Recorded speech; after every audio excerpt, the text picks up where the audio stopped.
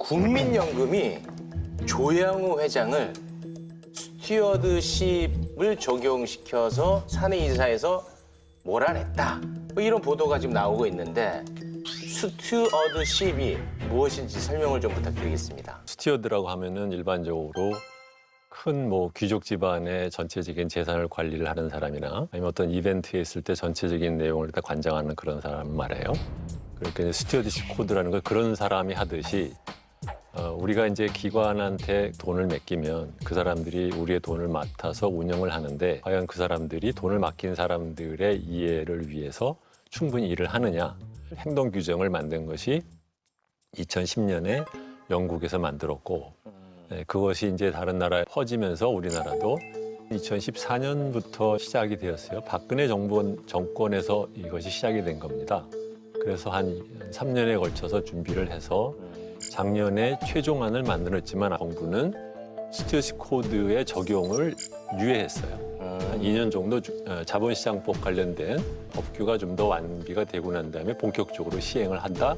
그렇지만 그 전에라도 총수 일가 중에서 뭐 심각한 법법 행위를 했다고 하면 거기에 대해서는 좀 더 우리들이 적극적으로 행동을 하겠다라는 것이거든요. 그리고 두 번째로는 의결권 행사가 스튜어드십 코드가 아닙니다. 의결권 행사는 그 전에도 우리나라에서도 있었고 스튜어드십 코드를 도입하자는 나라들도 기관들이 계속해서 적극적으로 해왔었어요. 스튜어드십 코드는 사실은 의결권 행사 또는 적극적인 의결권 행사를 넘어서 평시에 좀 문제가 있으면 경영진이나 우리는 투표권만 있는 게 아니라 얘기도 좀 하자.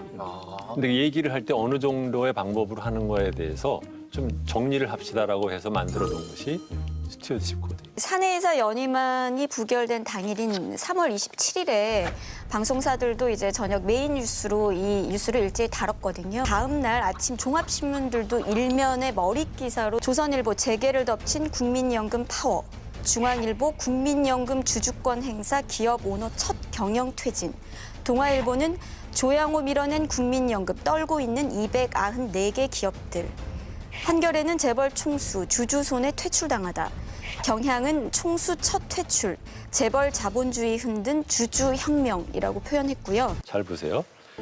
국민연금은 그동안 꾸준하게 반대를 해왔어요. 그런데 다른 주주들로부터 그만한 찬성을 못 얻었기 때문에 안 된 것뿐입니다. 네. 그러면 요번에 실제로 과거에 대해서 비교해보면 무엇이 달라졌느냐. 국민연금의 반대 투표 플러스 거기에 참여한 주주의 수가 늘었을 뿐입니다. 근데 그것을 갖고 국민연금이 했다라고 말을 하는 것은 그것은 사실은 거꾸로 된 시각인 거죠. 그럼 소액 주주가 끌어내렸다 이렇게 표현해도 과언은 아니네요. 소액 주주와 해외 연기금이 끌어내린 거라고 보면 됩니다. 해외 연기. 근데 이런 보도가 있더라고요. 원래는 그 당일에 의결권 행사를 하는데 이번에는 국민연금이 미리 입장을 발표해서 그 입장을 보고 소액 주주도 따라갈 수 있었다. 이런 보도를 제가 본 것 같은데 이것도 거짓입니까? 하루 전에 했다는 거죠. 그건 아닌 거죠, 이게 사실. 그것도 거짓이에요? 원래로 한다고 하면 일반적으로 연기금은 자기네들이 주총에 대해서 의견을 갖다 할 거면 보통 빠르면 한 달, 적어도 일주일 전에 미리들 발표를 합니다. 그래요? 네, 그렇기 때문에 우리는 이미 해외 연기금 어디가 반대할 거라는 것을 알고 있었던 것이고 한국은 도리어 요번이 역설적으로 과거에 비해서 도리어 요번에 반대를 하는데 훨씬 더 많은 진통을 국민연금이 겪었어요. 옛날에는 수탁자 책임 전문위원회에 맡기지 않고 국민연금 기금운용본부가 독자적으로 반대를 결정을 했었어요. 국민연금 스튜어드십 코드 이야기가 나오면은 뭐 경영권이 침해된다 이런 이야기 주장도 많이 하거든요. 이 그렇죠. 부분은 어떻게 저희가 납득을 해야 될까요?